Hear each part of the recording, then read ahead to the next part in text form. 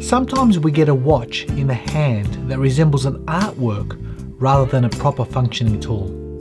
And I can't help but wonder if a few small tweaks, some necessary changes were made to that watch, then it would hit a home run. This is such a watch. It's beautifully executed, but it definitely needs attention to a few vital areas to bring it home. Stick around as we check it out.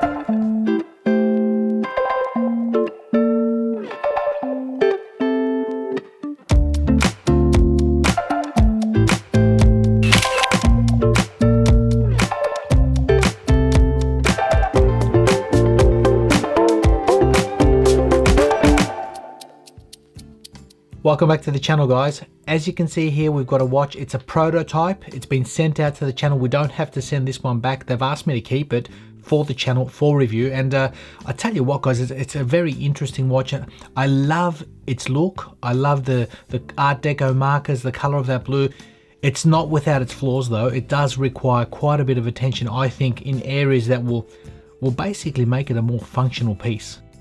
It's beautiful, it's stunning in its visual appeal, in its case back. The artwork is absolutely exceptional, and that's under a sapphire crystal there. It's encased, really nice. But I'll get into its specs. I'll explain what this is, how it's going to be available. It's basically called Horizon. It's called the Nautilus, and I really like it because it's a watch that's inspired by the novel Jules Verne, 20,000 Leagues Under the Sea. That's where the actual artwork comes from. As you can see, you've got a diver under there, and he's sitting down reading the novel Jules Verne, Under the Ocean. And look, that looks great.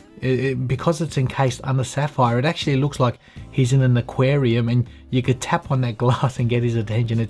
It's a really nice looking piece. So I like what I'm seeing in the hands, but like I said, it's not without its flaws. There's got quite a few that I'd like to see changed. Hopefully they listen to this review, and we'll see where they go. But guys, we'll get on to the review. I've been wearing this for a week, and I need to share something with you guys. I just want to assure you, when I say I'll wear a watch for a week or two or whatever, that's what I do. So just rest assured, guys, it's not, I don't spend 10 minutes with a watch and say, yeah, let's just chuck a video up. I'm not interested. I really am not. I want to get into the nitty gritties, and there's quite a few nitty gritties that I really want to see changed on this watch. So, but let's get stuck into it. What we have is a case diameter of 42 millimeters. The bezel itself I measure at 41.5. The case height comes in at 14.6 mil. The lug to lug distance of 47.3 and the lug width of 22. So really interesting dimensions. I actually like all of those dimensions except for that case height. So I'll show you guys what it looks like on the wrist. There you go. So that's how the watch sits on my 7-inch wrist, and being a dive watch, 47.3 lug to lug, no problems. The height itself is proud, you know, and I can't get away from the fact that I really would have loved it to be a little bit smaller. I think they will be changing that. I'll get onto that later on in the review, but the comfort of the watch is great. I've been wearing it, like I said, for a week. It's been really, really nice. The comfort, this strap, 22 mil down to 18, great buckle. I've not even felt this watch. It's been so pleasurable on the wrist. So let's take it off. The watch itself is really interesting, guys. Apart from that case height, everything else proportion-wise not only seems to sit well, but it's comfortable on the wrist. Even with that case back, that beautiful artwork at the back with the sapphire crystal, it sits comfortably on the wrist. So that profile is wonderful. But the bezel itself, it really needs to change. And look, in their literature, they're saying that they're going to change the gap between the bezel and the case. So hopefully that can be reduced.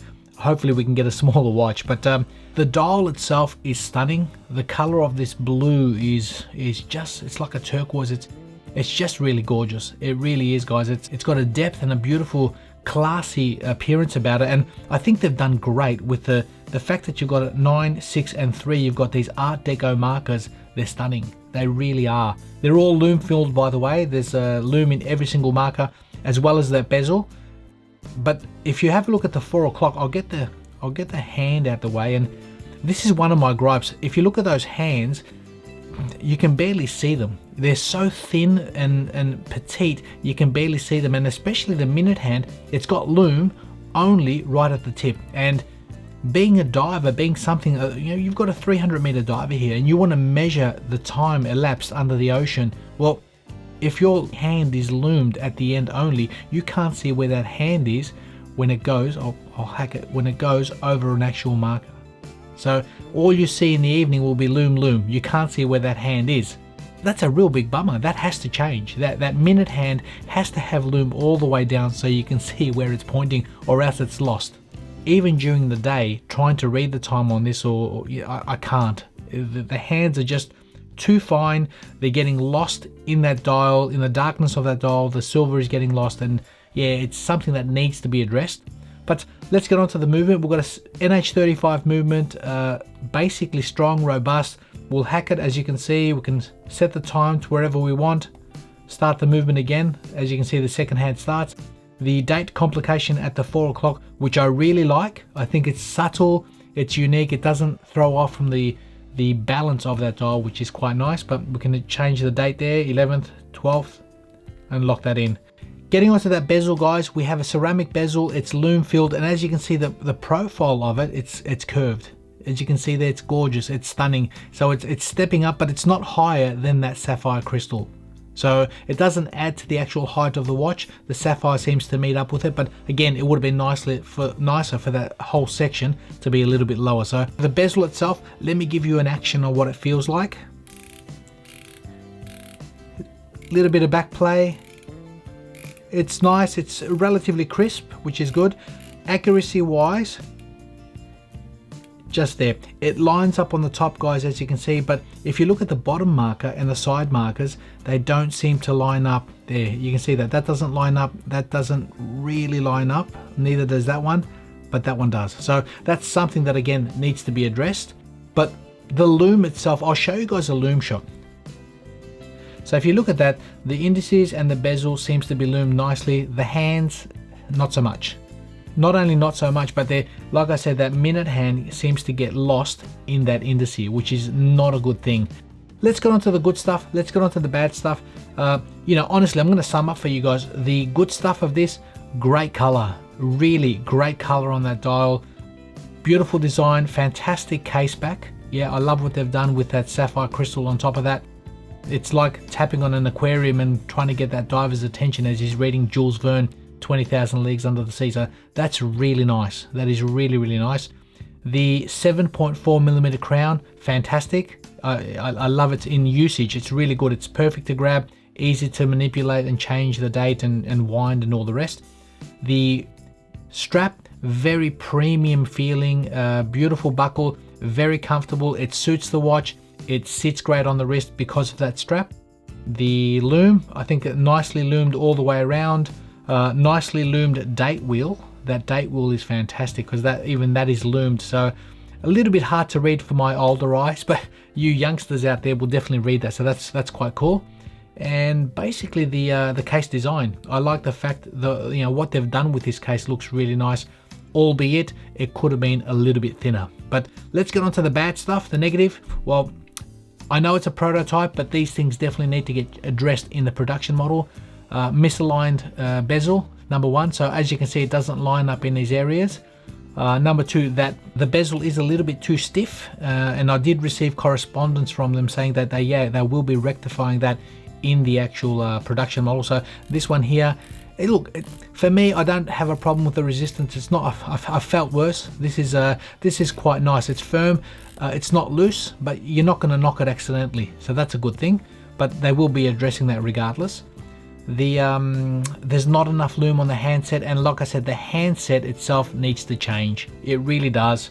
I can't see the hands. I can't, but I mean, look at that seconds hand, gorgeous.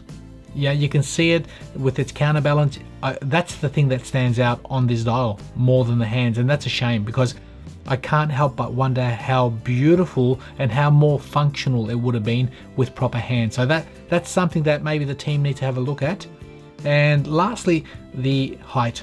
They've said to me that in correspondence that the bezel and the case gap is going to be smaller, so probably they're going to bring that down a little bit. Hopefully that'll affect the overall height of the watch. So guys, I like the watch. It's going to be on Kickstarter at $349 for this version.